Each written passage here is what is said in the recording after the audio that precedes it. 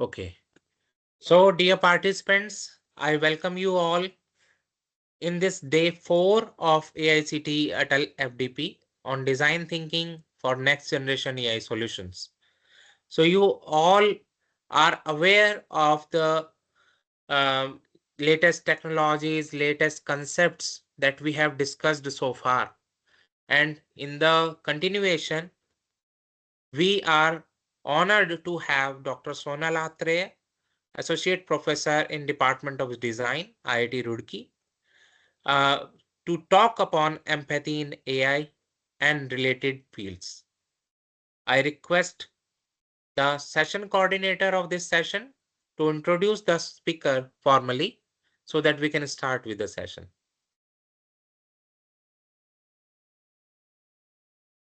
Good evening and a very warm welcome to all. It is our pleasure to begin day 4 of the Atal Faculty Development Program on Design Thinking for Next Generation AI Solution, organized by Department of Computer Science and Engineering, Gurukul Kangri deemed to be University, Haridwar.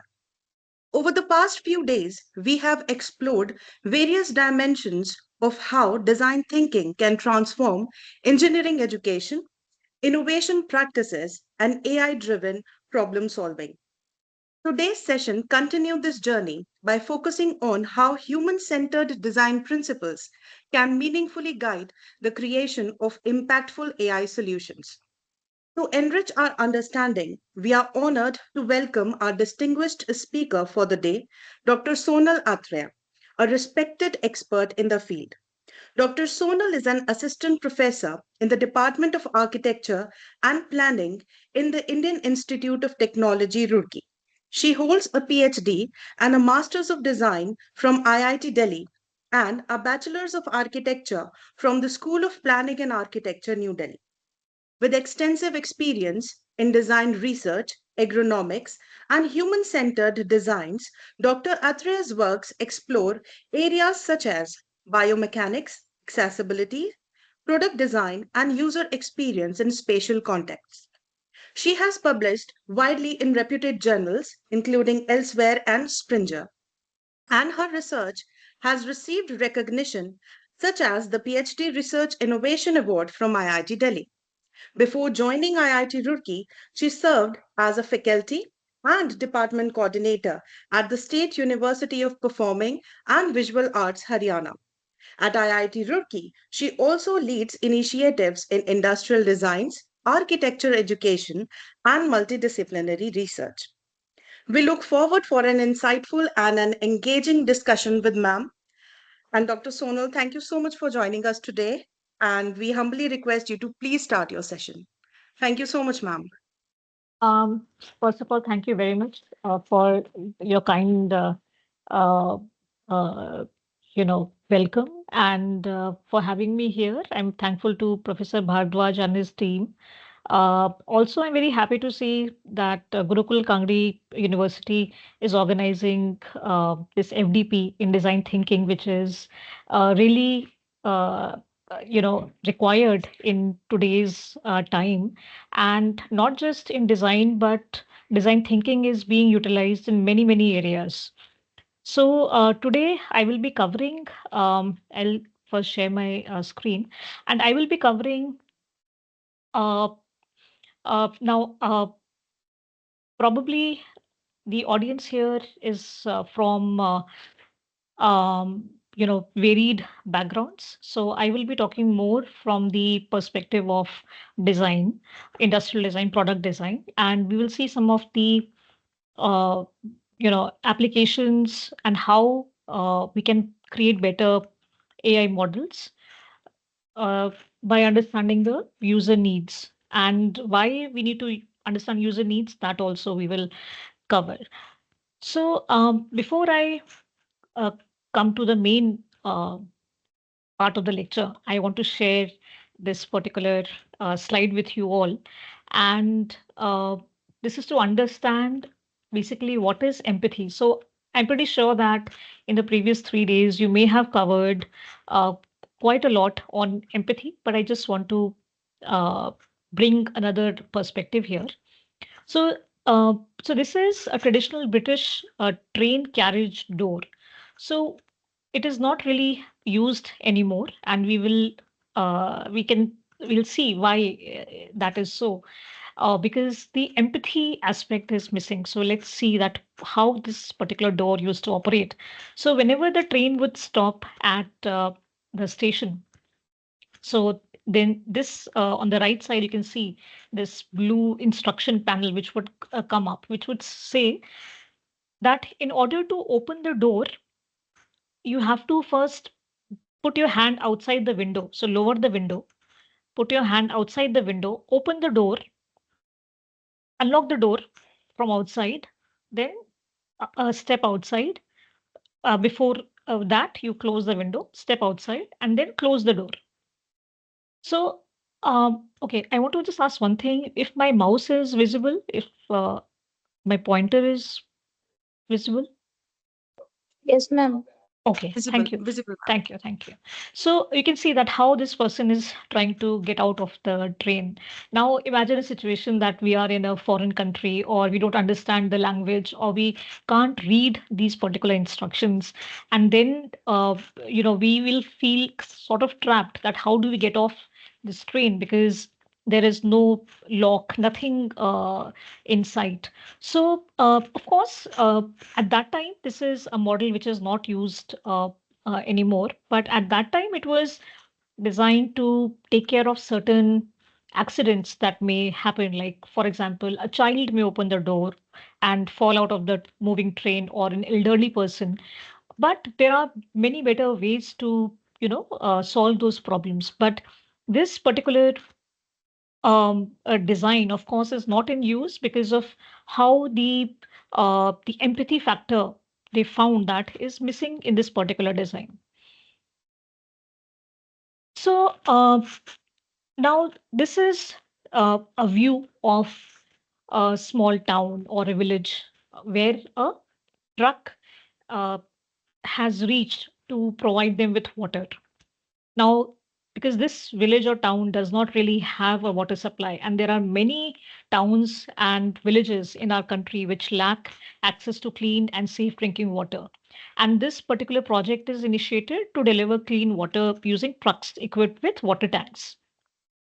So now the key activities in the project are understanding the need, uh, developing a solution, then how to implement it.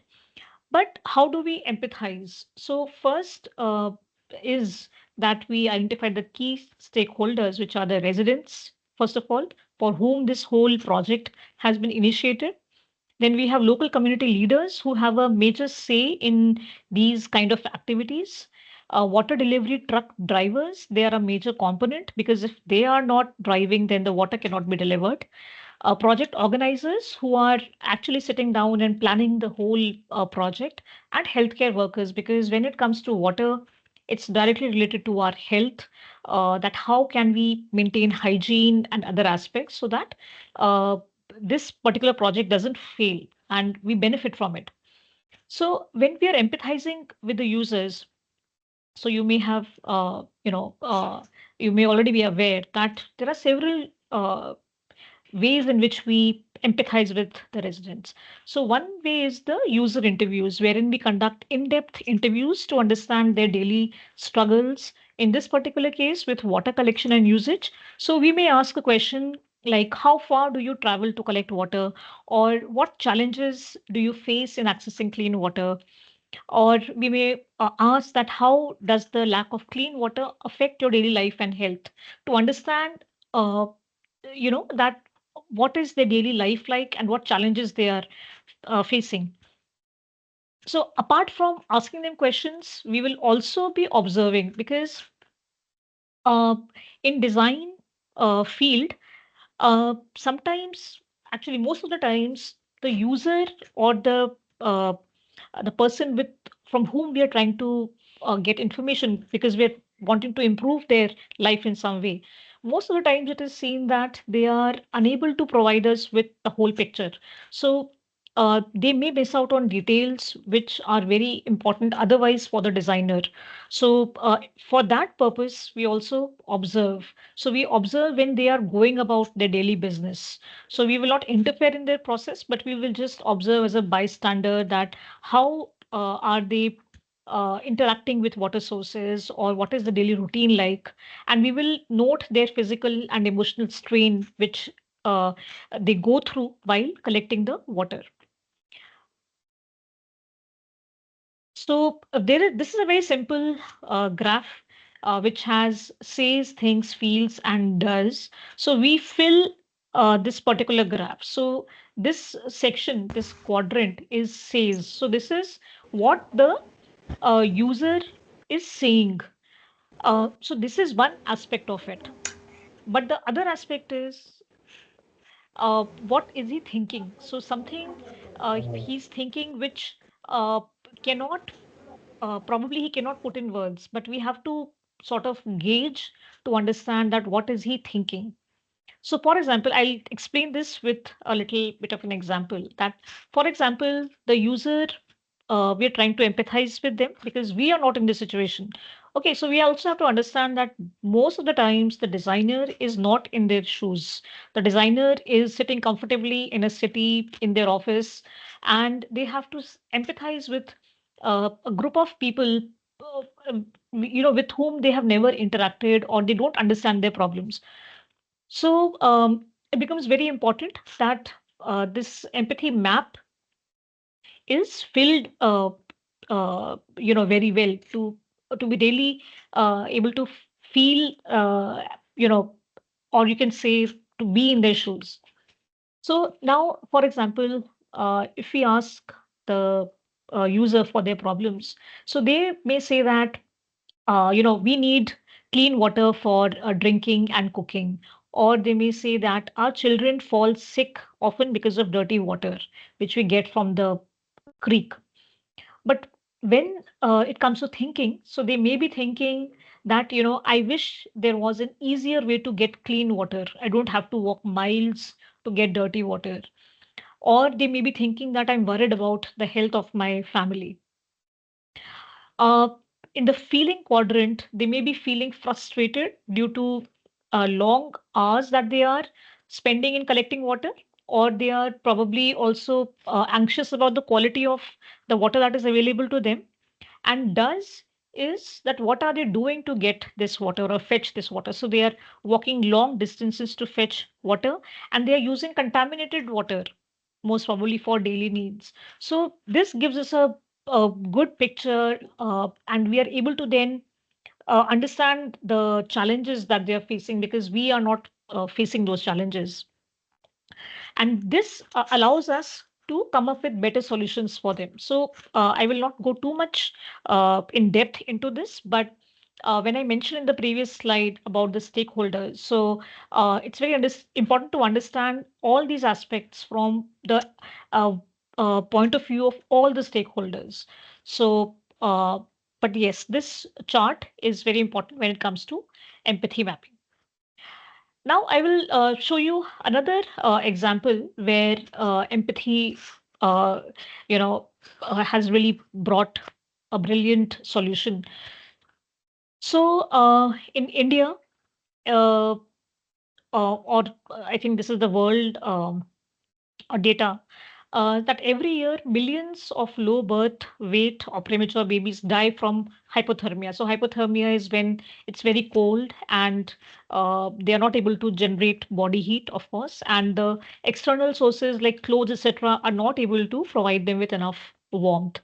And especially when the child is born during the winter months, and of course in a poor family in rural areas, so it becomes very difficult to save those babies.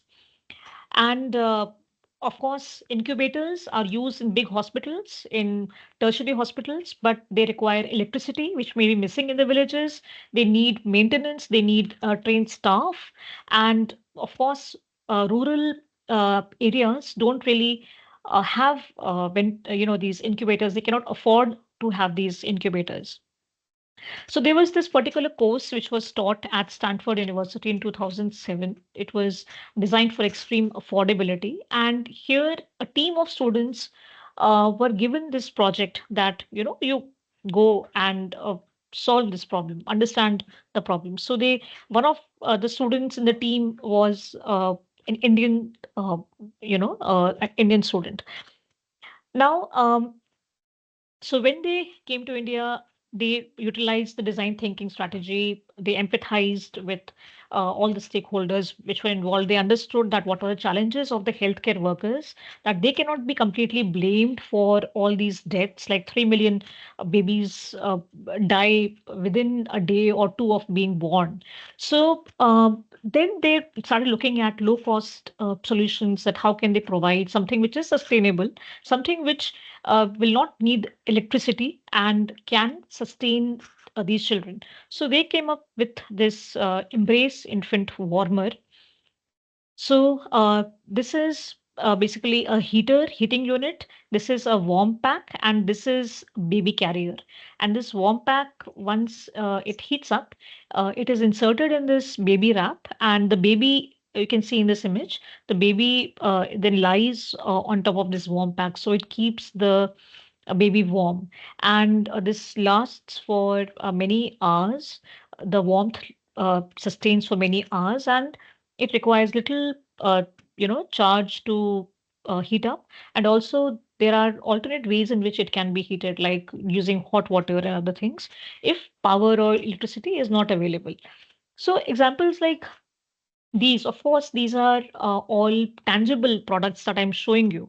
These are not, AI based products as such, but I'm just trying to bring all of us on the page of understanding that how empathizing is so important, that it can, give somebody health. It can also save lives. So how empathizing as a process, as a method is really required. And in we'll see in how in different areas, in different fields, it can be utilized to generate uh, better AI models. So this is the structure of my presentation. So, which is understanding empathy in the context of AI. So we will be looking at cognitive empathy versus emotional empathy. So what are the difference between these two? Then types of user needs, then requirement of deeper design thinking approach for AI. Uh, this is very important, that bringing non-technical stakeholders into AI development. And finally, user personas and empathy map for AI. So this is a very interesting slide which my student has actually prepared for me. You can take a snapshot of it, because this is very interesting, because he has sort of put all the information in one slide here. So this is also related to my NPTEL course, which is on user interaction. So we can see here, these are the steps of, you may have seen these steps for design thinking: empathize, define, ideate, prototype, test, and implement.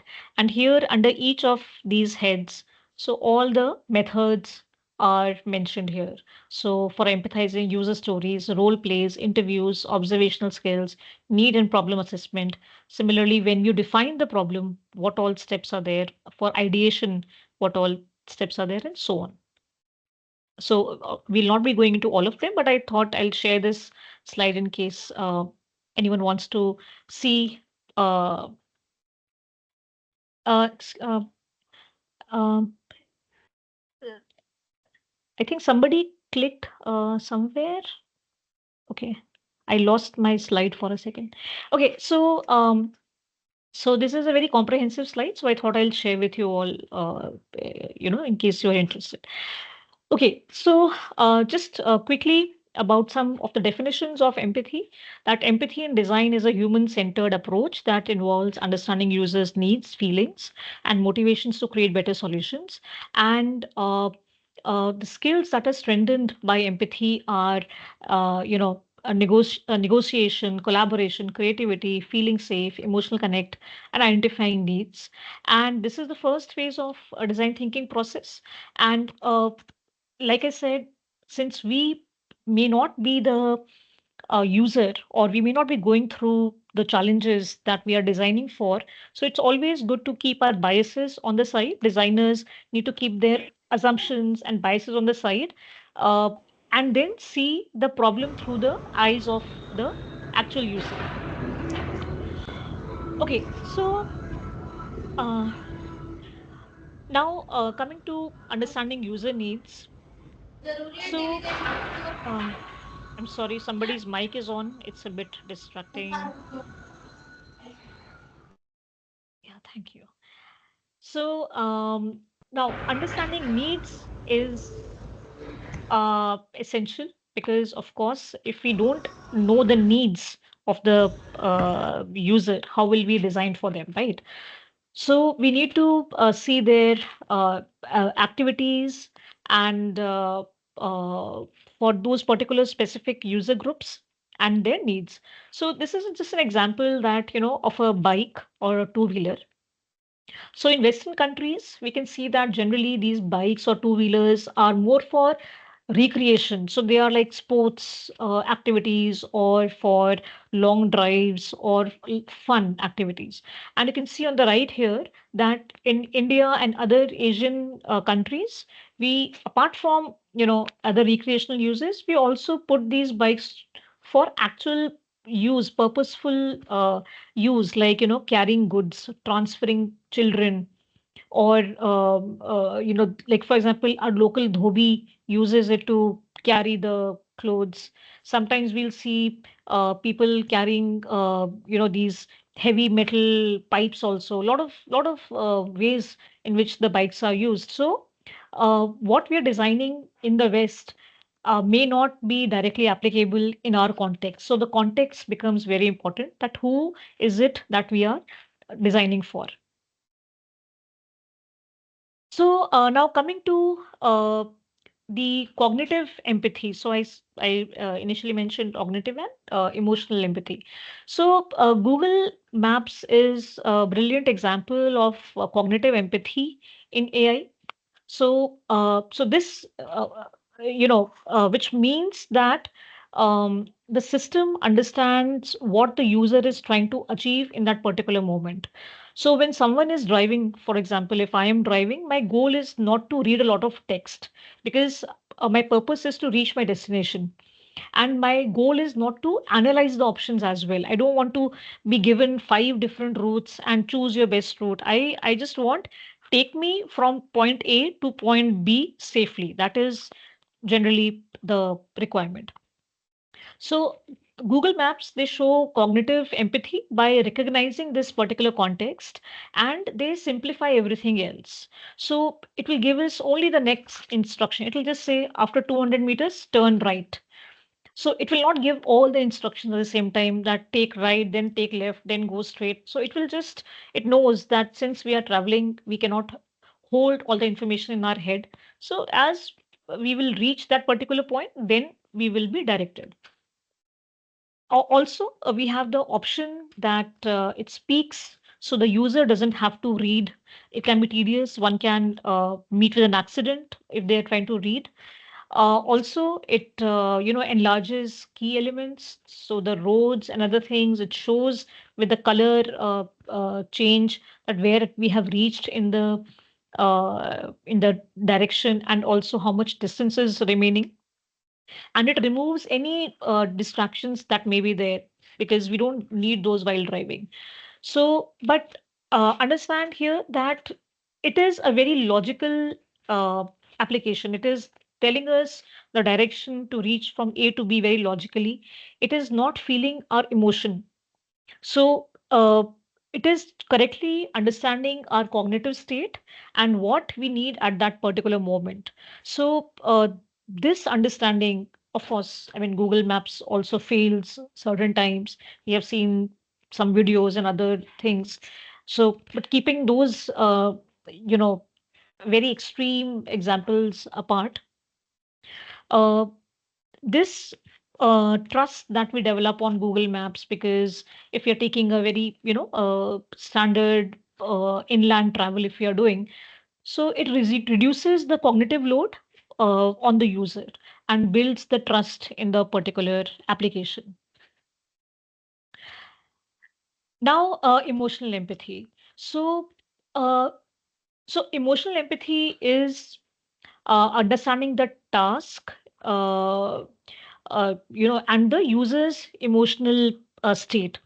So this is an example of uh, this website Vysa, WYSA. It's an Indian application, and so what this does is, so if I say, for example, I'm feeling sad or I'm feeling overwhelmed, so this will not just jump to solutions. It will not say, you need to go out in the garden, or it will not give you a solution. So it will give a response like, oh, that is really, I'm really sad to hear that, and but I'm here with you. So do you want to talk about this situation? Let's try some breathing exercise. So this is how it will respond, like a real person, like a friend. So this is an example of emotional empathy, and AI is recognizing the emotional cues like, stress or sadness or the loneliness that the person is feeling, and it's responding in a tone which is calm, which is slow and supportive. So it is trying to match the user's emotional state, and not just by using words that I'm supporting you, but also tries to match their state. Now, where emotional empathy breaks down in AI. Okay, so Alexa is an example. Probably some of us have used it. So now, if I say, Alexa, I'm feeling really sad today. Okay, so somebody like the previous one I showed you, the empathetic AI, it would respond gently. So it'll ask what's wrong, or let's do breathing exercise. But Alexa will generally say things like, sorry, I didn't understand that. Or, okay, here are some results from the web. So this is a gap in the emotional empathy. So the AI understands the words, but it does not understand the emotions behind them. So it does not slow down its tone. It does not switch to a voice which is comforting. It does not acknowledge the emotional state of the person, and it does not offer any emotional support as well. So this is a mismatch, and it is important for AI designers, because when a user is sharing something very personal, or when they're in a vulnerable state and AI responds mechanically, so the user actually feels worse than what they started with. So it creates frustration, distrust, and it creates this disconnect, which is emotional disconnect. So, so Alexa is a very good example of when AI has cognitive intelligence, but it lacks emotional empathy. And this particular gap is what we are trying to solve in the next generation of AI models. So we're trying to come up with models uh, that are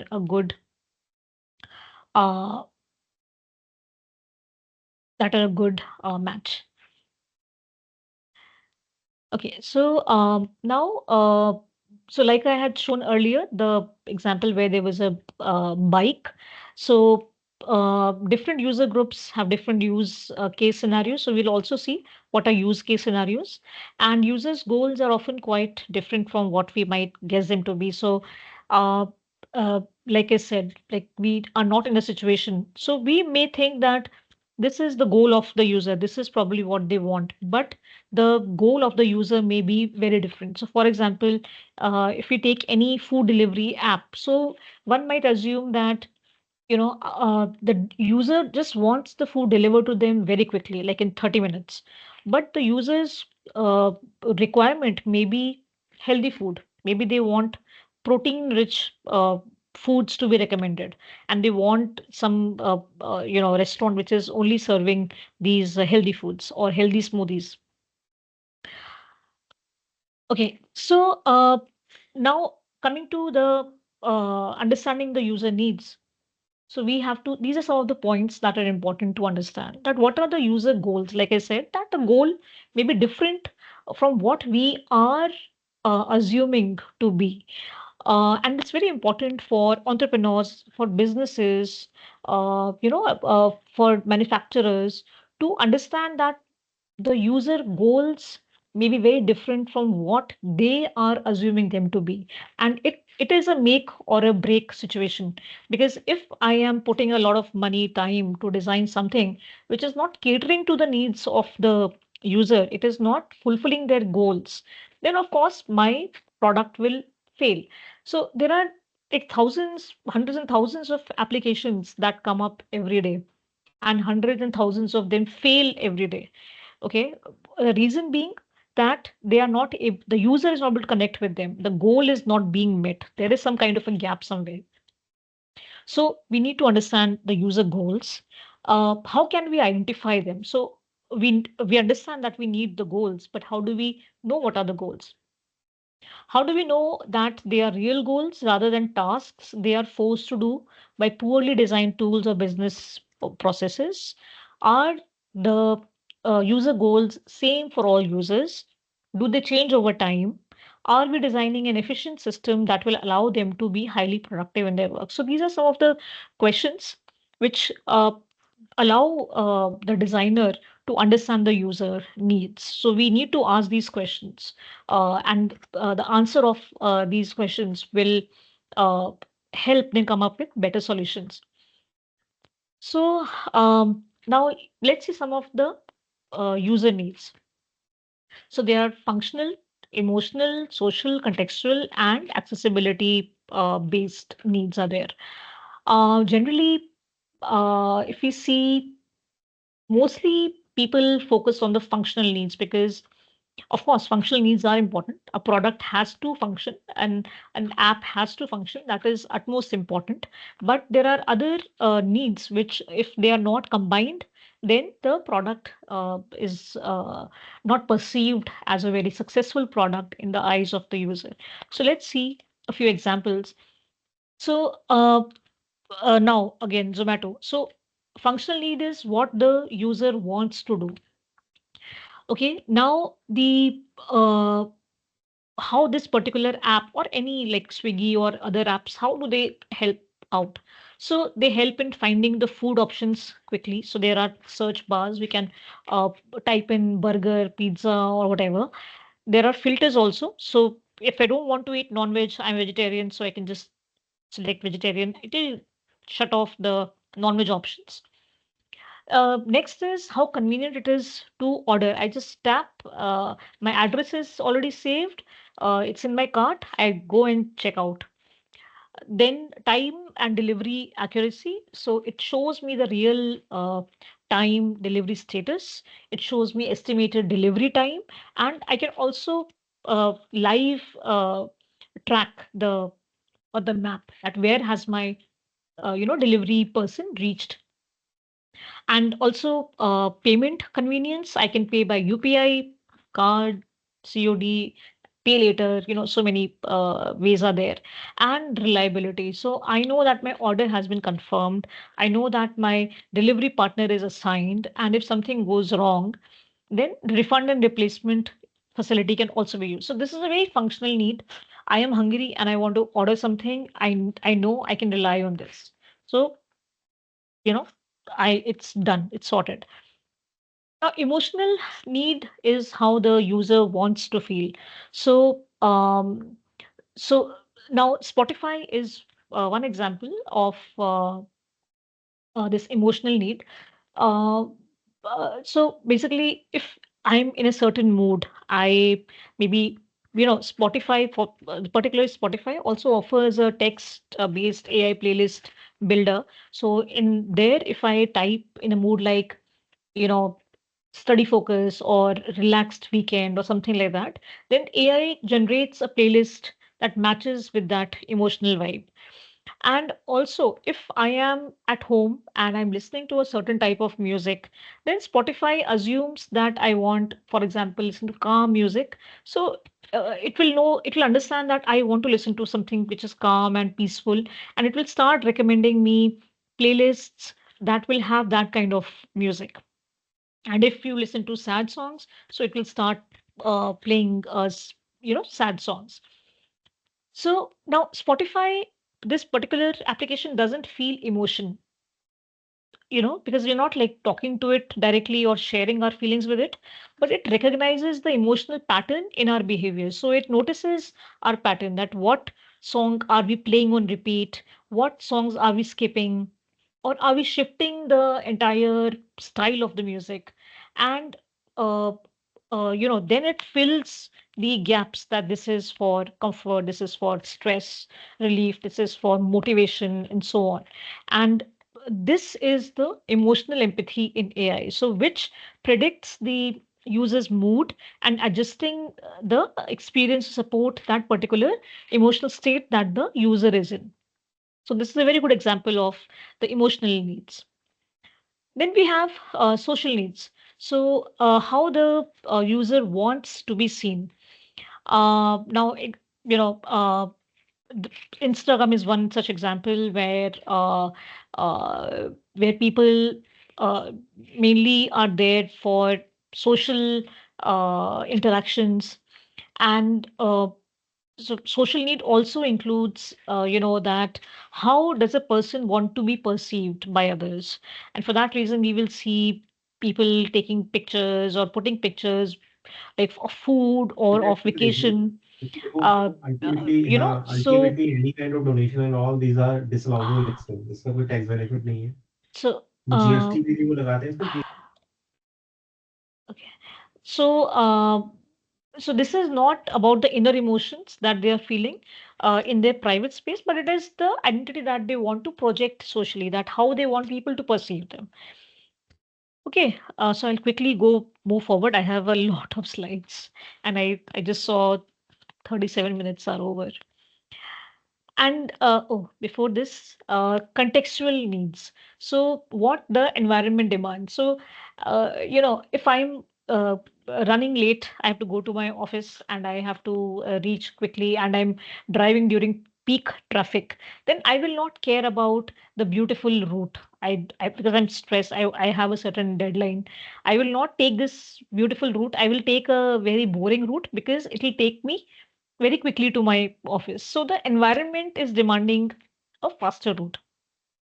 So of course, again, Google Map can be helpful here. It will show me some routes. It can show me where the roads are closed, where some checking is going on, or some time additional time this route will take. So I will select a route which will take me very quickly to my destination. And then we have the accessibility needs. So accessibility needs arise when users have different physical, sensory, or cognitive abilities. So empathy here means that we are understanding that not all users interact with technology in the same way. So here we can see there are many examples. SMS is a very interesting example because it is one of the best accidental accessibility innovations in our technology history. So the purpose of this was not, it wasn't designed for deaf users. It was created for telecom engineers to send small network alerts to each other. But very quickly, the deaf and hard of hearing community adopted SMS more than any other group. So now they could communicate instantly. And privately and independently. So now they don't rely on someone to make a phone call for them. Earlier they would, because they can't hear or speak, so they need someone to speak on their behalf. Now they don't need it. They can just message them. है ना? So now this teaches us that when we design with empathy, or even when features unintentionally support accessibility, we create solutions that help everyone, not just a small group which needs it, but everyone can take utilize it. I will show another very interesting example of this accidental accessibility later in the PPT. Okay, so now usability, coming to usability. Uh, Usability refers to ensuring that interactive products are easy to learn, they're effective to use, and enjoyable from the user's perspective.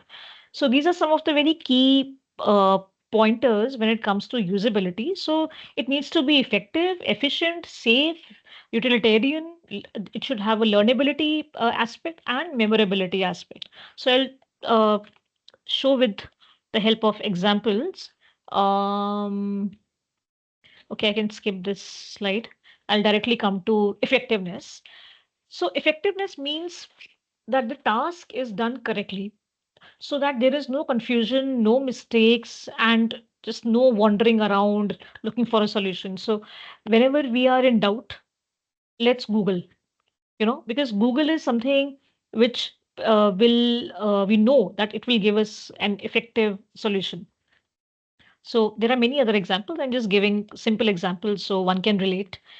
Then efficiency is to uh, so we can uh, put empathy for users' time as efficiency because it's important. The time is money, right? And how can we quickly finish the task uh, and that makes design efficient. If it is now, if I am going buying sabzi and or any other transaction, it is taking me not sabzi actually, some online maybe shopping website, and there I am. It's taking me through a long process and 10 different screens. So maybe one time I will purchase something, but next time I'll be like, oh, this is too tedious. It took 10 minutes of my time. I'll just go to a trusted website and I will place my order from there. So, for example, UPI is a good example of this. The transaction mode, because we can immediately send money. We don't need any card numbers. We don't need to remember any card numbers. There is no OTP that is required, and it quickly finishes the task. So, and now these codes are available on websites, so we can quickly make the payments. Uh, then safety means the system protects the user from errors, from harm, from unwanted consequences. So there are many times when we're drafting a mail, and we send the गलती से हमने mail भेज दिया कुछ, we're like, oh no, now I'm in trouble. I sent this, I wrote that, or I was not wanting to send it. So, or if I forgot to add the subject. So it happens with a lot of us that, uh, especially in professional area, emails are very important. And now emails have all these features wherein it will, do a countdown from 9, 8, 7, Excuse 6. me, It will ma'am. give you, hello? Excuse me, ma'am. Yes.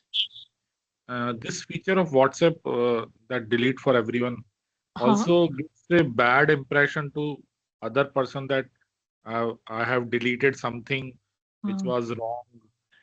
So Yeah. it gives a bad design feeling. Uh, but rather than bad design feeling, it will probably, one will have some hard feeling for the person who deleted the message. Because they'll be like, why did this person send me a message first and then deleted it? So it's not a bad design per se, because I mean, think of put yourself there.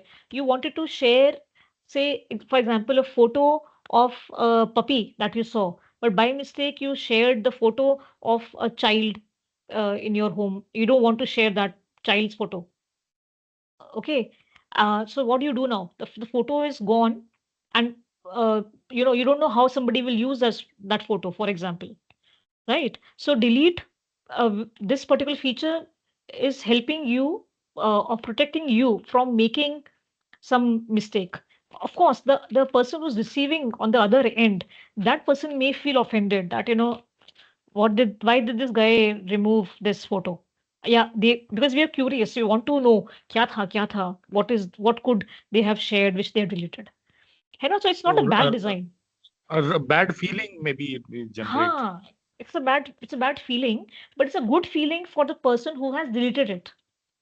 The person who was able to delete the photo, or sometimes we write something in anger. Maybe somebody had a fight, they wrote something in anger, but then they're like, oh, this is too harsh, I should not write such harsh things, mental wellness, all those things.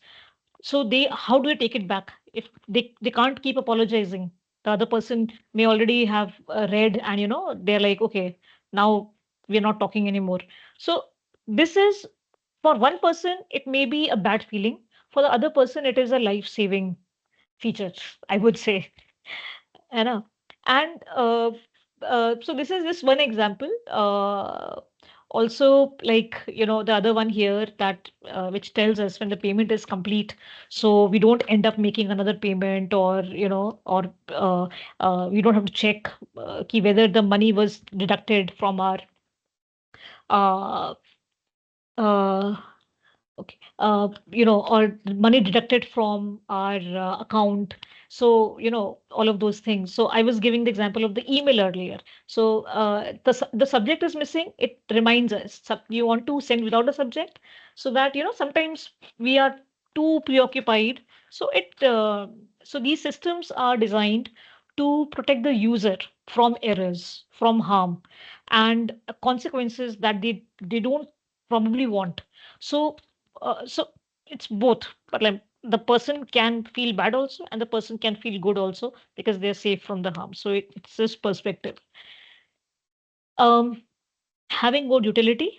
So this is about having the right features, not more features. So only the features that are required. We don't want like hundreds of features, and features which we don't use, and they're just taking space and bandwidth. And a product with a good utility supports all the essential user goals. So this Google Drive is a good example, because it allows the users to upload, share, do all of these particular activities, and it has the key functions. And the goal is to collaborate, so one can share a document or a Excel file or whatever, and then they can it's easy to work and collaborate on it. Then easy to learn. Learnability. So learnability is very important when it comes to uh, design. Learnability and relearnability. So what it means in a nutshell is that if a first time user can start using the product, whether it is digital or whatever product it is, without any frustration, then we have achieved learnability. So during a pandemic, we use Zoom, a lot of other things. Like in IIT, we used MS Teams a lot, and how it would help us to almost replicate the teaching that we used to do in class. So it would allow us a blackboard, we could scribble if required. Certain subjects cannot be taught by just sharing the PPT. There you need to draw, or write on the blackboard. So it would allow us that. And also it allowed us to learn the software very quickly, so we could immediately log in, create a meeting, join, students join, and we have our class there. So we did not really feel a lot of frustration. Then easy to remember, which is memorability. So it means that design sticks in the mind, and users don't need to relearn everything each time. So you can think of another example, which is for learnability, relearnability, or memorability, you can call it. So, for example, I'm using a Samsung phone. Android phone, and for some reason I maybe dropped it in water. Now it is not working anymore. So by the time it is getting uh, repaired in the shop. So I'm using this iPhone, for example. So it has a totally different iOS. So how quickly am I able to learn this new phone, which is the Apple phone? And now my Android phone is repaired. So now I take my phone back after 2 months. So how quickly am I able to relearn my old phone? So this becomes very important, because if one is not able to learn immediately and relearn immediately, then it is not a very good design. So that means that there is still some gap in the design process, and we have not been able to empathize with the users in terms of the usability. So like, in banks, for example, if someone uses it very rarely, so but they still remember the steps. Or another good example is the game Ludo, for example. Okay, we may not have played it for years, but किसी दिन बाहर निकाला तो we know how to play that game Ludo immediately.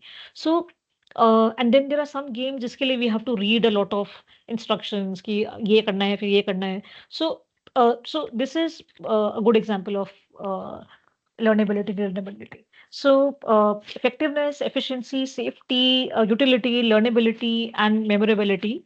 So these are the foundations that make AI systems genuinely usable and human-centered. So these points are key points when it comes to AI systems.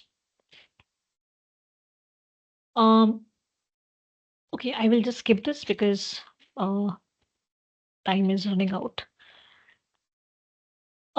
Okay, now empathy mapping. So empathy mapping, like I see, like I've already shown you. So what do they think and feel? What do they hear? What do they say and do? What do they see? Um, uh, okay, so and then pain. So I have covered this, but if you see here, pain and gain. So from this we derive that what are their pain points. Okay, so what are pain meaning? What are their fears? What are their frustrations? What are the obstacles and challenges that they are facing? And gain is what do they want? What is it that they need? It also measures of success and the obstacles. So, so from this empathy map, then we will come up with our pain points and the gain. So pain points are very important to tackle because these are the points of uh, challenge that the user is facing. Okay, now uh, this is also an interesting section, which is the emotional AI or affective computing. Okay, so now which this particular area deals with designing technology which helps detect and recognize someone's emotions automatically from looking at their facial expression, looking at their body movements or gestures. And this is a very, very major area which is coming up. And this area of research is known as emotional AI or affective computing. And there are many potential applications for using automatic emotion sensing. So one is, making somebody, putting somebody in a good mood, in a positive mood. Also in the area of health, it is used in retail, in education, in many areas. This emotional AI is being utilized. So now uh, so if someone feeling sad, is someone feeling lonely, so in pandemic, uh, certain generation, which like millennials and others, probably we did not really feel uh, a lot of pain during the pandemic. Of course, we were worried about our health and our family's health, but this young generation, this Gen Z or so they the time when they were in class 11th, 12th, or first, second year of college, so that really hampered their social interaction. Uh, and we see nowadays the generation has very different kind of needs. Also because of the phones and other devices that we have, which have become really really integral to our daily life. We cannot do a day without a phone. Phone भूल जाते हैं तो it's a big problem. It's a कि अरे somebody must be calling me, somebody must be messaging me. So now we feel happy, angry, bored, frustrated. So how does this technology help in understanding our mood and then improving the mood or recommending a particularly activity for us to participate in. So this is in a nutshell what emotional AI is. So uh, okay, I think I have covered this. Oh, okay, but this is actually multi-layered, so it's not very easy or simple to say, okay, somebody is sad, so let us show something happy, and then they will, start smiling. So eh, again, we are dealing with humans, where machine is interacting with humans. What will be the effect on the human psychology? How will they perceive something? So it is still a big area of study, and it's not as easy as just understanding their mood and giving them a solution or a suggestion. So it's much more deeper. I'm just covering uh, you know all the aspects as effectively as I can. So this is a very good example. LEQ, this is a AI robot, and this particular robot was very helpful during the pandemic for elderly people. This is not an Indian design. I'm forgetting. You can please Google and you can check. I'm forgetting which country where it was designed. But this was a desktop mounted robot. So and there's this YouTube whole documentary sort of a thing. You can also just type in, you'll come across that YouTube uh, documentary where they have spoken to many elderly people who had the company of LEQ during the pandemic. So during pandemic, one of the so during the pandemic, one of the major group which was impacted was elderly, because of the health concerns, because of being lonely. Maybe one spouse has passed on, maybe they got COVID, maybe they are on ventilator or whatever the case may be. So and then cooped up inside the house, not being able to purchase groceries, especially in the Western countries. In the Indian scenario, still there is some connectivity between families, but still elderly people were majorly hit. And this LEQ robot was a very good companion for them. So this robot would respond like a human being. So it would, of course, if the person would ask them something, they would respond. But not just that, it would also begin a conversation. So just like humans do, we don't wait for someone to start like, we don't always have to start the conversation. Okay, maybe the somebody who's in the room next to us, husband, child, father, mother, so they will also ask a question. So similarly, LEQ would start the conversation, that how is your day going, or good morning, or things like that. So and because of this, a lot of elderly people, they felt at ease, and their stress levels were controlled. This is another interesting robot, Miko, which is a robot for children. So nowadays, children are having a lot of speech issues. Okay, children, because of course, I mean, nobody is to be blamed here, but parents are busy, both are working, there are nuclear families, both are going to office. What to do with the child? Or a child is so clingy, we can't cook food, we can't do this. His solution, TV ke samne bitha diya. Now what happens? Child is watching the TV, and there are so many researches which are saying that the TV is overstimulating the child. So what we see TV as adults, children don't see it like that. The toddlers or the infants, especially, their neurons are like firing, uh, you know at a very high speed. And that is one reason for speech impairments and other neurological issues as well. So Miko is, and we also understand, designers understand that it probably not every family will have two children who can keep each other company. So Miko is like a brother sister who is giving company to the child. And it is there are nursery rhymes, there are other you know what do you say, mathematical uh, things, other subjects it's covering.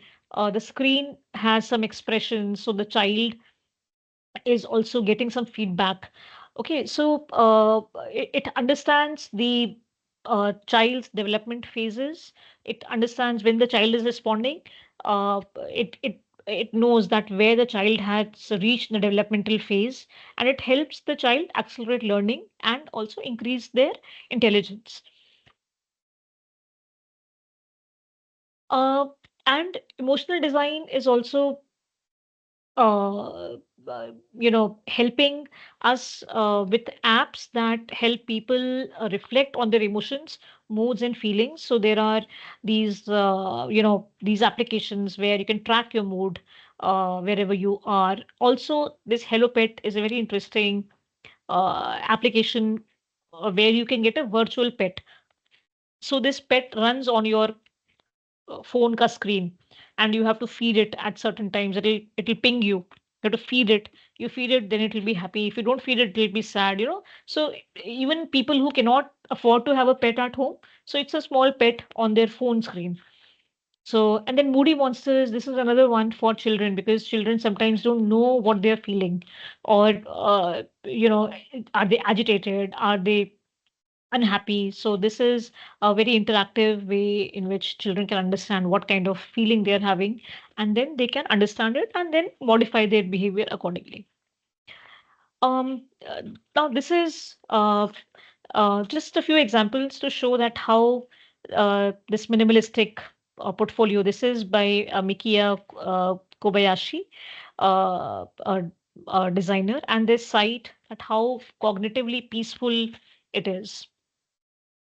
Also, this is a Mu Basic site. It is visually, of course, very interesting. At the same time, it has a catalog of high quality music for children. So, all of these uh, applications, um, they are for certain reason. Like this one is like minimalistic, subtle, which caters to certain needs of people. Here, it is for learning, for expanding their vocabulary in music. And this is a protest sportswear website where they create these uh, what do you say, those looks for people. So they don't give a cloth or a garment. They say this is a look, create this look, because they know that people will want to put things together. They will not just buy a shirt and wear it with anything. They maybe want to create a certain look, that this blue will go with green, or so on. So they understand that people um, don't have a lot of time. They cannot just experiment. Let us give them a look so they can then go for the look that they prefer. Okay, this is very interesting. This is, maybe I'm digressing, but I thought I'll share this. Now, you know, uh, as per some research, uh, uh, it has been said that children or babies, they are crying all the time. They are pooping all the time. So why do people want children? Okay, especially when they are young, their baby phase, sometimes they can be very troublesome. So this is not me. This is the research which says that. So why do people still want children? So this is linked to evolutionary psychology, uh, which, and as per the psychology, if you see a baby, they have a very chubby face. They have round face. They have a cute button nose. So they're very cute to look at. And as per this research, they are saying that because of the cuteness, people want children. They like children. And cartoonists have exploited this principle for decades. So they create characters with large heads, with small bodies, enlarged eyes. You can see some examples here. So these cute, cartoons, we feel very, very attached to them, like this little Tweety bird or this Tom and Jerry. Uh, so also, like when we are uh, in a baby stage, so we build emotional bond with our parents, because when we cry, so they offer us food or they change the diaper. So this response triggers the limbic system and releases calm neurotransmitters. So this cycle, when it repeats, so it builds trust, the child on the parent, that whenever they need them, they will come back to them. So similar kind of feedback loop happens in interface design. So when there is positive emotional stimuli, so it builds engagement with the user, and that can make the design experience feel like, you're chatting with a good friend. So then you would want to go back to that application. So just trying to sort of connect this psychology, that how it has already been used. Another interesting angle here is that of this golden ratio or the golden spiral. So in nature, this particular ratio exists, which is 1 is to 1.618. Uh, so we see it in flowers, we see it in the human face, and we can see that how, Apple, this is the Apple. That music thingy which came out. Uh, so I'm forgetting the name. So the proportions are as per the golden spiral, or 1 is to 1.618. Even National Geographic, their logo is in the same ratio. And also there's a lot of, I mean, you can check on Google that this Apple logo has also a lot of these proportions that are repeated. So this is something that we uh, are attracted to. That this is because we possess that in ourselves as well. Like the human face, human body, the ratio of the hand with the arm, it's also in the same ratio, and the entire body is in that particular ratio. And also this Twitter, you can see that how uh, we are utilizing these particular proportions so that the humans are able to connect with them better. Because you can maybe say that humans are a bit narcissistic. Narcissistic in the sense that we are too much in love with ourselves, because we project ourselves into whatever we see. So when we see the world, we identify something. So when we are sitting and looking at the clouds, we'll see a human face, we'll see a elephant, we'll see something which we recognize. So we are obsessed looking at ourselves in everything. In the tree trunk, sukha part, pani ka cheetah, we'll see something. Okay, so this particular instinct is guided by our primal desire for emotional connection with others. And we are hardwired to seek emotion in human faces. So that is something that we are just wired that way. Okay, so now we don't have to see two eyes and nose and mouth to feel an emotional connection to a design. So sometimes we see through abstract things like we are seeing here, all these ratios, the Pythagoras and the ancient Greeks, they came up with these ratios. Also, take a look at, I don't have that image here, but take a look at the Beetle car. So that car is not in production anymore, but it's a very interesting car. It is, if you see the lights, they are round. Aage mein the bonnet is shaped like a mouth. So when you look at the car from the front, it looks like a very cute baby face. So again, this car was really very popular in its time, the Beetle car. Again, some examples to show that the ratio exists in nature. And this Aston Martin, this particular car, it's also designed in this particular ratio, in the golden ratio. In every Aston Martin, they use this particular ratio because they know that in order for humans to connect, uh, this ratio of beauty is something that they will be attracted towards. And also we see advertising agencies where they have developed a number of techniques to influence people's emotions. Okay, so they will show some cute animal, or they'll show some cute baby who's hungry, big eyes, and that really pulls on our heartstrings. We are humans, we feel emotion, and then we want to help them, and we want to do something for them, make a donation or something. Can you hear me? so using words, be the one, so like really inspiring. So this has been exploited around us for many, many years, of course, for good cause as well.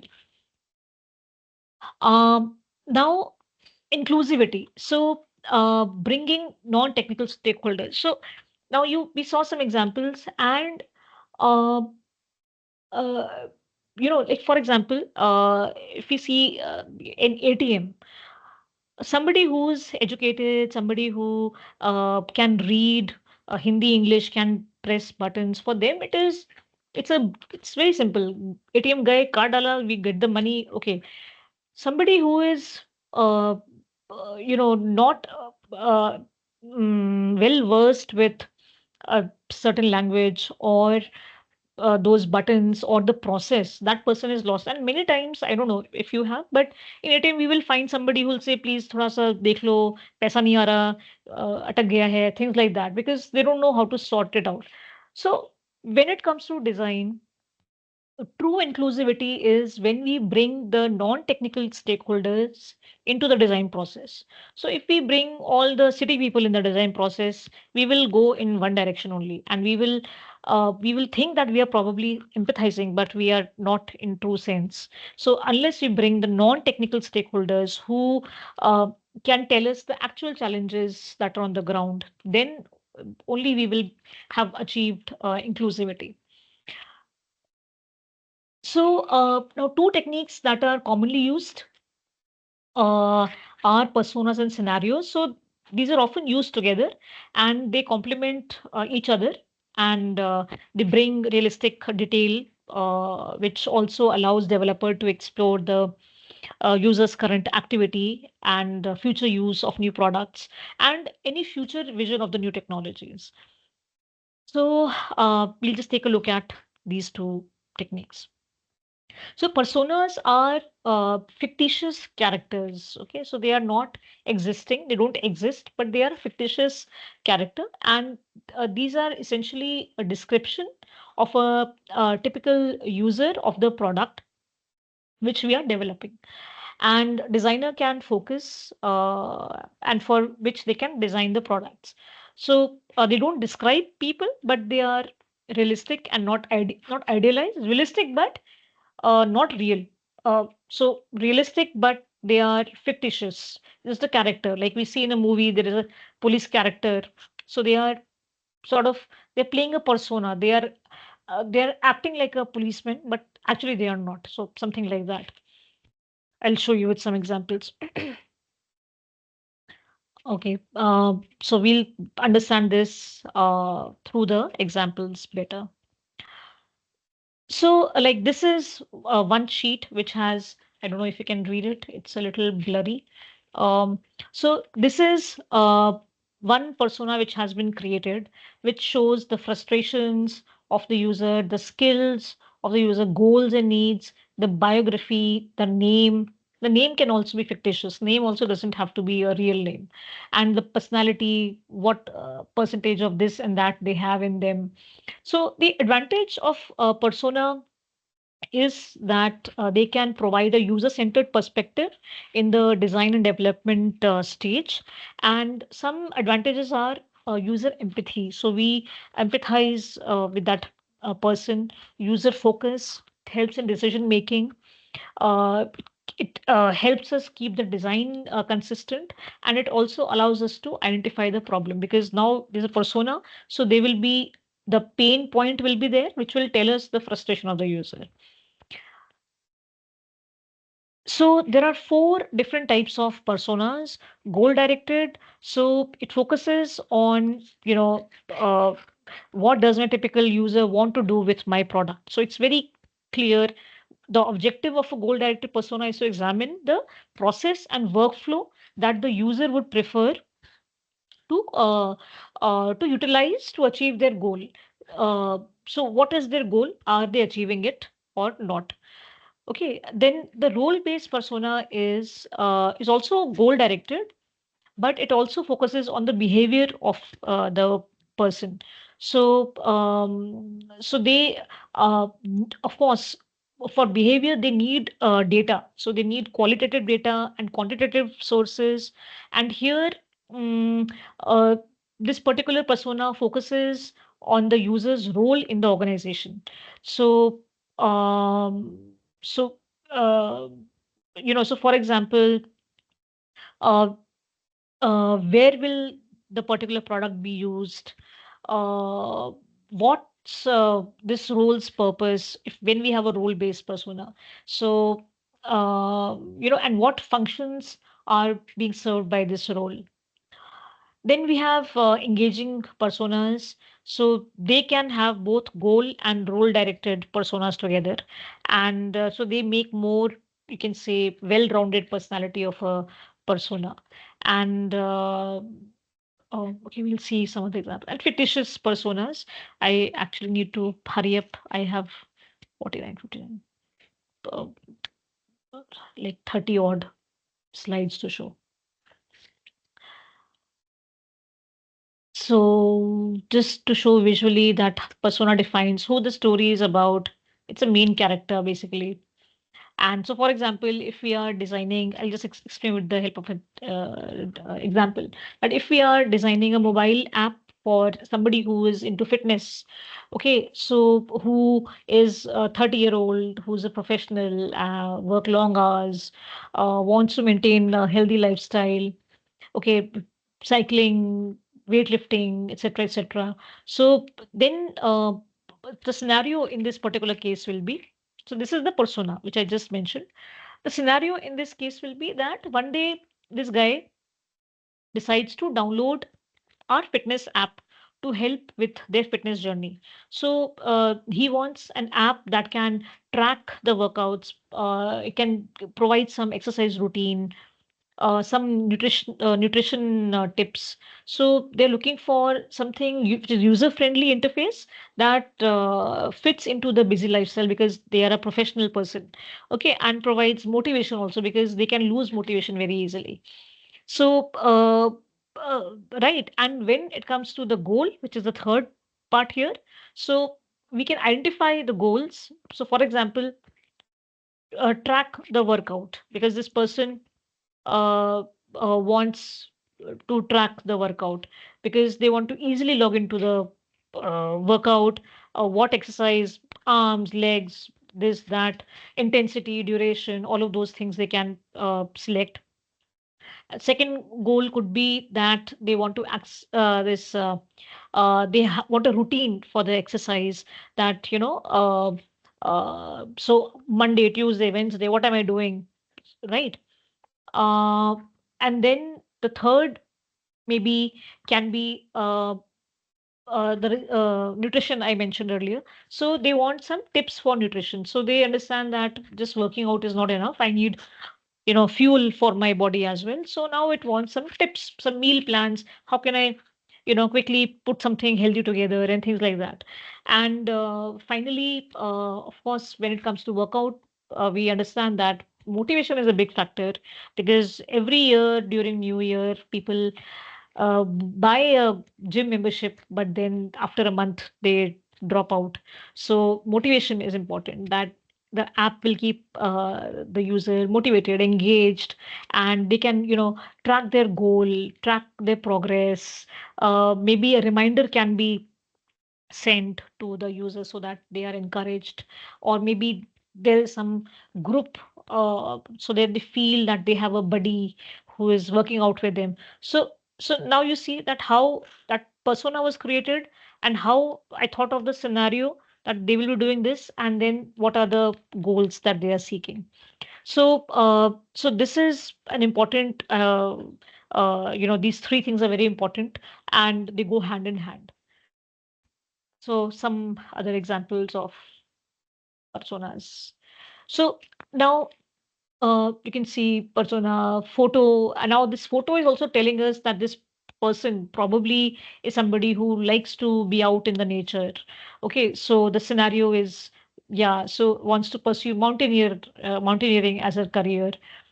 So all this information allows us to connect with this particular person and designed for them. So when we have the persona, we have their goals, we have their frustrations and the scenario. So now we know that what kind of an app this particular person would want, given their bio and their goals that they have for themselves.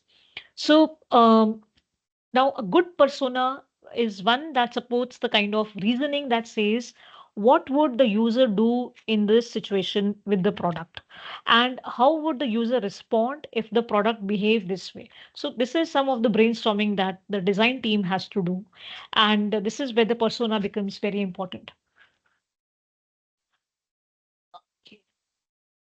Now, user scenarios. So, scenarios are usually stories or narratives that describe how a user might interact with a product or a system. Now, okay, so a use case model, this is a use case. It's it's a model of how different types of users interact with the system to solve a problem. So it describes the goal of the user and interactions between the users and the system, and the required behavior of the system in satisfying these goals. So there are certain you know people involved here. So now one is the actor. So a model element is representing each actor. So we have a chef, we have a waiter, client, cashier, and we have a use case, which is a model element representing each use case. And associations, you can see some lines here. So associations are used to describe the relationship between actors and the use cases. So we'll just see an example. Like for example, this client has entered, okay, and they have given an order to the waiter. So the waiter has received the order. Um, Now this person uh, moves ahead to give the order to the chef so he can prepare the food. So this is the main flow. But we also see an alternative path. We see if the client wants to order wine, for example, it's an alternative of the normal behavior that is expected from this client. Okay, because they have created a use case scenario, but they've also thought of uh, uh, an alternate that this is something also they may use. They may the user or the client or the actor, they may also behave in this way that we are expecting them to order food, but they may order something else. So, how do we prepare for that? So, what will happen in that particular situation? Who will be providing them with wine because you don't cook the wine? So, who will So, and of course, it goes on for other items as well. So now there are certain advantages and disadvantages of using use cases. So advantages that because it's making us think of the behavior of the user while using a system. We Chances are we will develop a program that fulfills their needs, but the disadvantage is that they are not useful in capturing non-interaction based requirement. And when the interactions of user systems have too many flows, the use case can become very complex and prove to be useless when tried to be used and understood for the developmental phase. So that is advantage. So we are prepared that how the person or the user may behave, how will they interact with our product or with our system. In this case, it's like an entire system of the restaurant, but also in the product. Like if it's an app, how will they interact with it. But too many linkages also will also it'll make it more complex, and then one will think that what's the point because they're just it's like a web that we have created. So again, it depends on which situation we are wanting to use the use case scenario. And so scenarios in software development generally focuses on actors assuming roles within the system, but this also sometimes lacks a detailed understanding of the role and how the activities are performed. So that can be a problem here. So, you know, so when we use a generic term like or a role like customer or user, so they may not be meaningful for effective design. Uh, so rather than that, if we have rules which are, such as distinguishing between customers and or passengers in specific transactions, so they probably will have better output. I'm going to rush. Professor Bhardwaj, I'm sorry, I'm taking a lot of time. Um, but I still have a few slides left. Can I quickly go through them? Yes, ma'am. No problem, ma'am. Okay. I hope I'm not boring you all for this long lecture. Okay, so now but just to sum it up, creating user scenarios, the steps that we need if anybody is interested to develop them: identify the user, define the context, very important, determine the user's goals, again important, outline the steps, consider obstacles and challenges, uh, uh, describe the outcome, and iterate and refine. So these are the steps to create the user scenarios. And of course, there's a lot of explanation with that, but I will just cut that long explanation and just. Okay, another very interesting process is storyboard. So, storyboard is used in many fields like film and even these comic strips and many areas. Even like when we're designing products for a certain user group, we use storyboards. My students, they create storyboards when they are working on problems like tangible problems, even intangible, like for example, like one student is working on an app design for Ayurveda. So she has done research, and her thought process is that Ayurveda can be very good for certain uh, illnesses or to take care of certain problems that we face. But why is it that the young people are not adopting this Ayurveda? Why are they averse? Because modern medication may not be the only solution. It may, just like, for example, antibiotics may have some very severe damaging effects. So she's working on that app design, and so she's looking at the storyboard, that how will the person approach, or so this visually represents the user scenarios and interactions like we just saw with those lines, and they are used as illustrations or sketches that show the different steps in a user scenario and showing how the user interacts with the product or a system. So this is one example. Like this person, you can see he's walking, then oh, Ghuma, suddenly he's like, oh, some poster is there. Oh, he takes a photo and goes blah blah. So now stories, are a natural way for people to explain their actions and making them relatable to the stakeholders. So, and we are used to listening to stories bachpan mein, and when we chat we are telling some stories. So uh, so we are used to stories, and these stories typically focus on the user's goals and what they aim to achieve, and which shifts the focus from technology to human activity. So these stories help us understand the reason behind people's actions and their desired outcomes. So they help designers study human behavior instead of just technology interaction. Because, okay, we have designed a phone, but it's not just technology or, just phone. How is the person using it? What advantages is he having? Like, if I don't know if you recall when the iPhone was launched, the first iPhone, it was like a big event, and on the stage, this guy in the black turtleneck was telling this whole story of how it came up. So it's not just we have made a phone with a glass screen, but the whole story that, oh, you can have touch screen and this and that. So then people connect with it, and they want to participate, they want to purchase.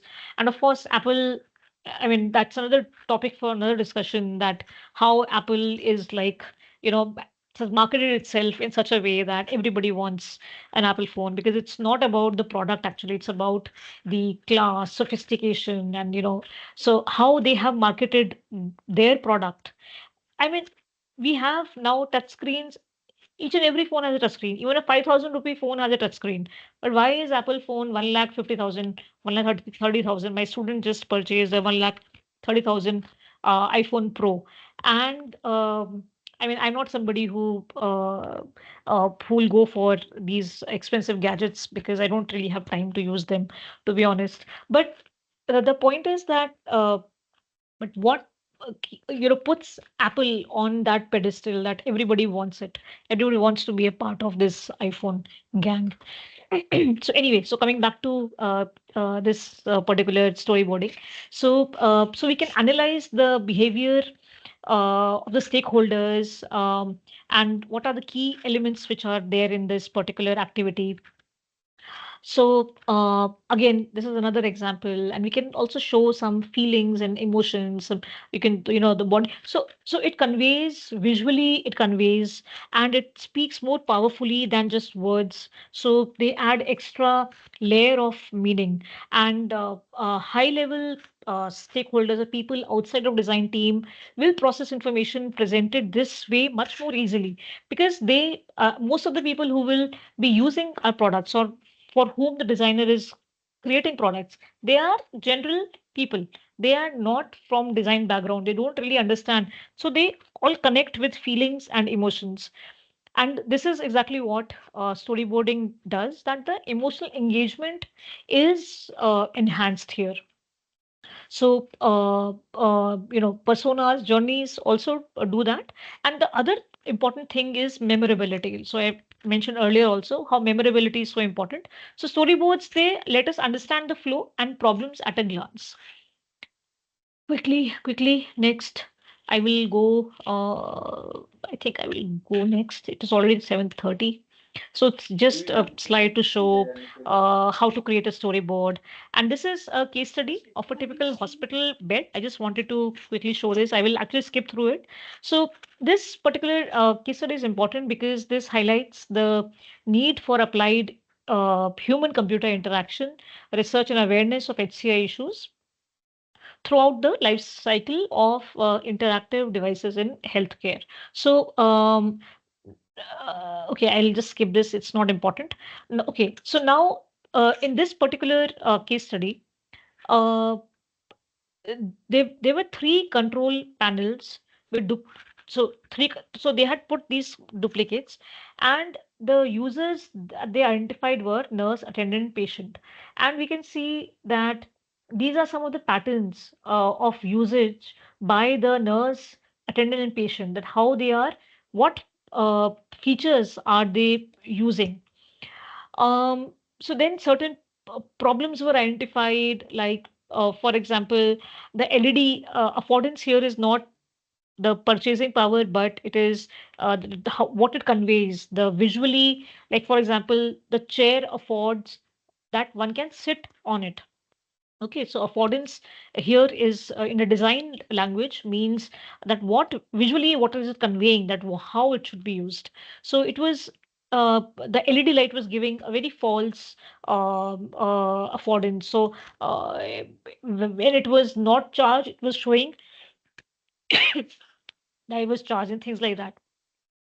Um, okay, so so this battery was glowing and it would stop glowing when the power supply was not working. So there was several issues.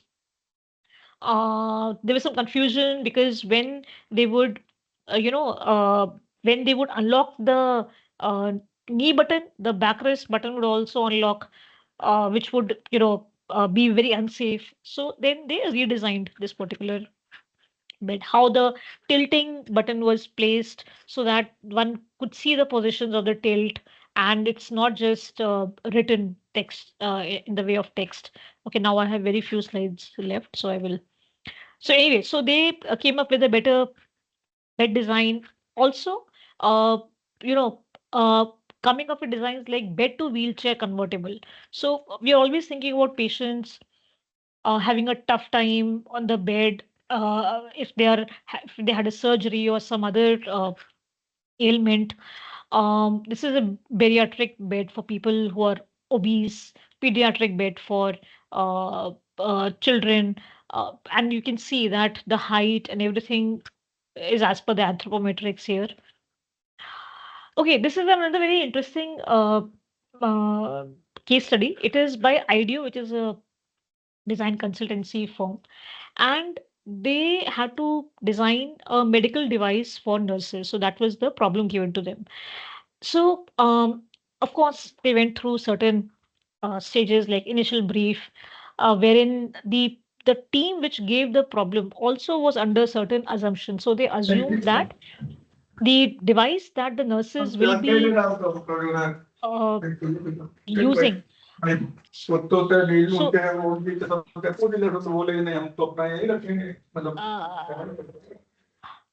okay, so basically, this was to monitor the progress of the patient's health and other things.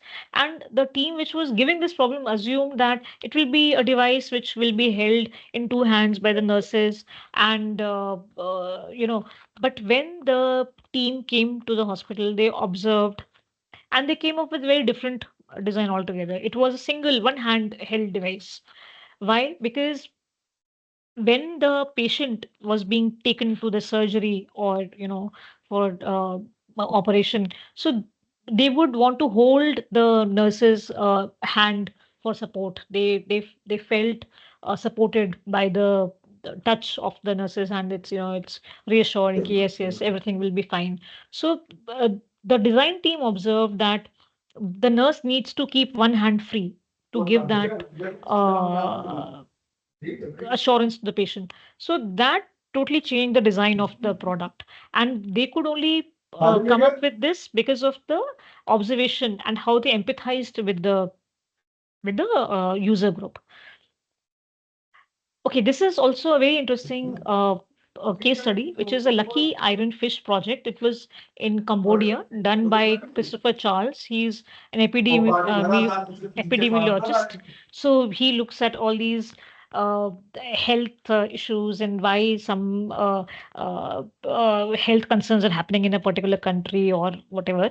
So now, what was happening in Cambodia was that people were having very, very low iron levels, so low that children were falling asleep in class because iron was low.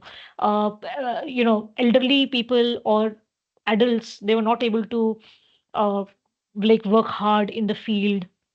The brain was not working very well. So, one would say that, Arey, give them iron supplements, but these people they cannot afford iron supplements. Okay, they're very expensive. They cannot afford them. So Christopher Charles, went to study them in their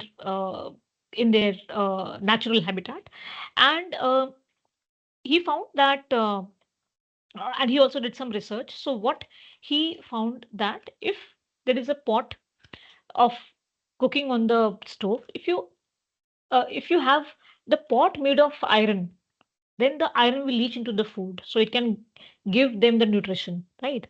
But the iron pots are heavy, they are expensive, and these people could not even afford those iron pots. So then he went back to his board and he started thinking that what else can we do? And I thought, okay, rather than the pot, can we put iron inside the food so that it will mix into the food and take out that iron out of the food, and you can have food. So another problem with the utensil was that these people had the particular behavior that they would have a meal and they would store the food in that particular utensil, okay, and they would have it later in the night or something. So now, if you leave the food in an iron container the whole day, it will become toxic because too much of iron is also not good. So then he thought, okay, let me put iron and take it out, and the food will be iron rich. So he thought this is a doable thing. We need a small iron piece. So he came up with this particular design. Okay, so just a slab of iron. You just put it into the food. Dal lo food mein, you will get iron. Now, when he went back, he saw that people are using it as a door stopper. They're using it as a paperweight, things like that. They're saying कि ये हम कैसे डालेंगे food में? How can we put this dirty iron, just a rectangle piece in our food? So he went back. He's like, yeah, that makes sense. What can we do now? So then he gave them some nicely polished round thing, but that also was rejected. He went back and he he then went a little bit deeper into studying these people's lifestyle, what do they do, and then he saw that they are, a lot of them are following the religion of Buddhism. So he found this particular pattern. He thought maybe because they're Buddhists, so they will connect with this better. So let me make this iron. So he gave them this beautiful thing. They rejected this also. So then he was like, again, he went back. So you see how design is a process which is back and forth, back and forth, back and forth. So then again, he went deeper in the empathizing mode. Oh, I still need to do some more work. And then he realized that these people were essentially fishermen. Okay, so they would fish. Ma'am, And excuse me, Haji, Haji. ma'am.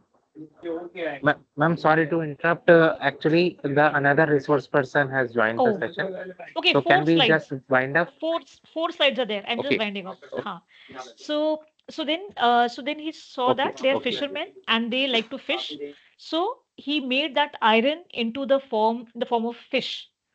Okay, and so because they eat fish, so they had no problem in putting this fish in the food, and then they would take it out. And after a certain time, when he went back, he saw that the iron levels had improved and the children were doing well, etc.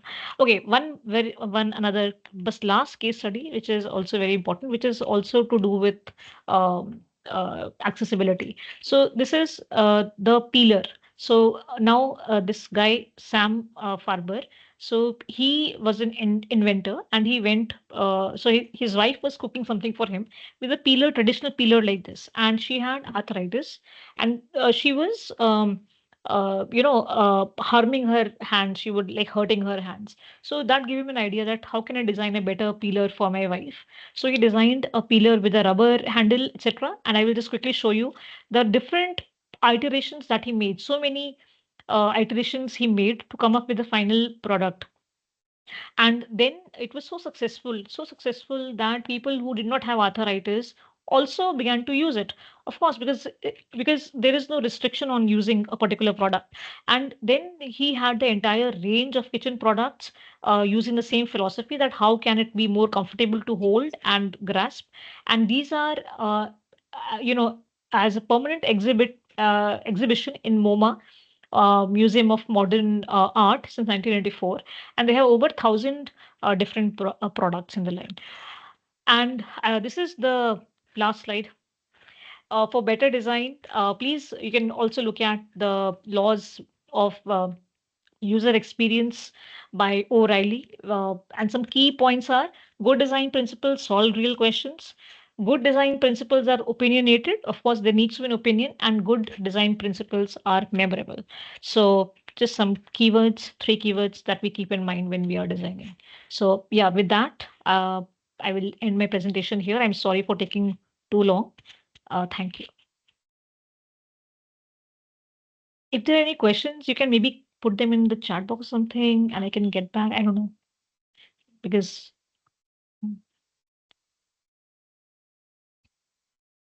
Good evening, ma'am. hello, good evening. This is Jaypal. Regarding your presentation, it was lovely. You have talked about the empathy of AI. In terms of accessibility needs, you are explaining your wonderful explanation. But according to my perception, the people, they are going to be thinking the need, requirement, and necessity. What way it's going to be the empathy it's going to be using for the AI people, and how the everyone can use the system with the dignity and the independence. Ma'am, would you suggest? Yeah, see, technology is changing at a very fast pace. Very quickly, we are going ahead.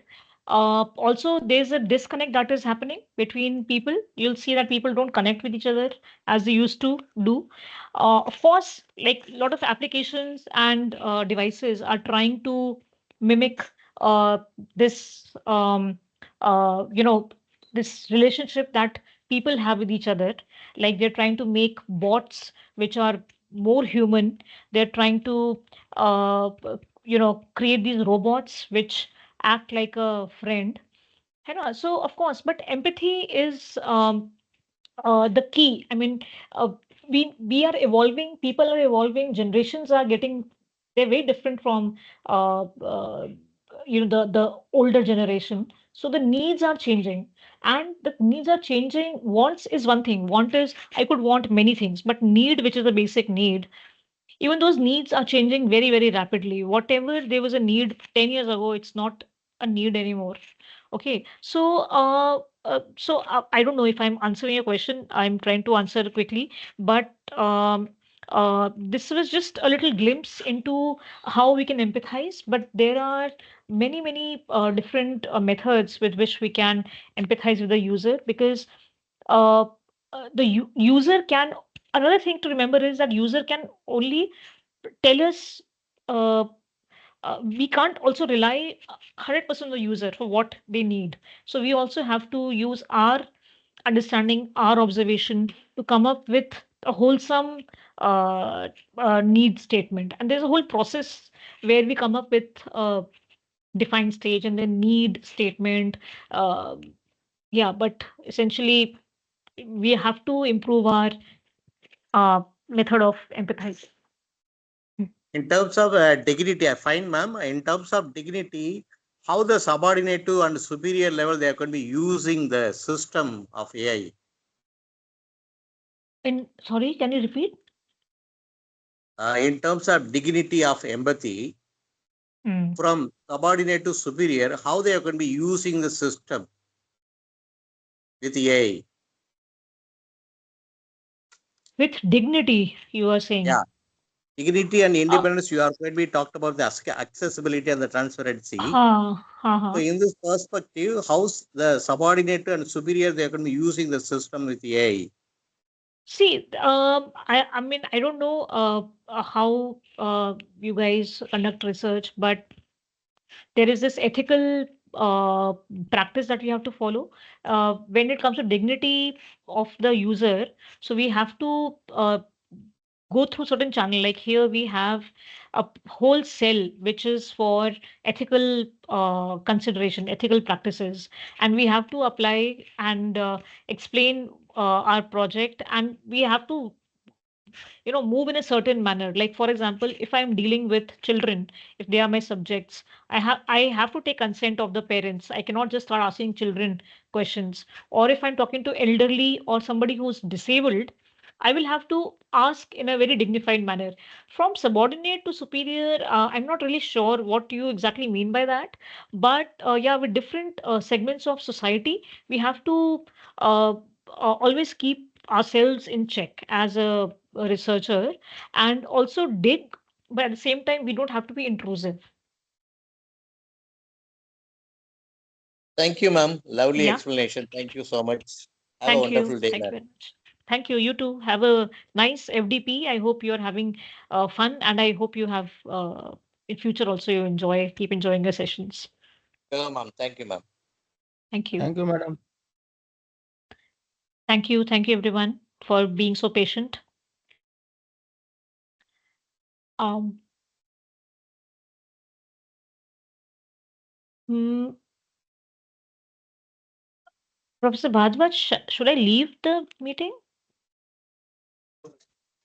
Ma'am, we will like to thank you for your um, detailed presentation on this concept of design thinking and various. You have used so many examples. I was also taking a look at each and everything. It was explained beautifully and elaborately. I request all the participants to note down these principles so that they can apply these methods and these techniques in their day-to-day activities, in their day-to-day designing work. So I would like to formally thank you, and I invite the session coordinator to express vote of thanks. Thank you so much, ma'am, for this insightful and enriching session. Your expertise have truly added a great value to today's program. We appreciate the clarity with which you connected empathy to real life examples and various applications. On behalf